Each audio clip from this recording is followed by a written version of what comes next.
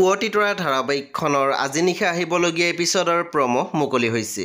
আজিৰ প্ৰমৰ প্ৰথম ভাগত আমি দেখিবলৈ পাইছোঁ পমে কৈ আছিল, অপাৰেশ্যন কৰিলে মই সঁচাকৈ আকৌ চকুৰে দেখা পাম। তেতিয়া মনীষাই মাত দিছিল, পাবা। পুনৰ পমে কৈছিল, মই কিন্তু চকু মেলি জিউবাকে চাম।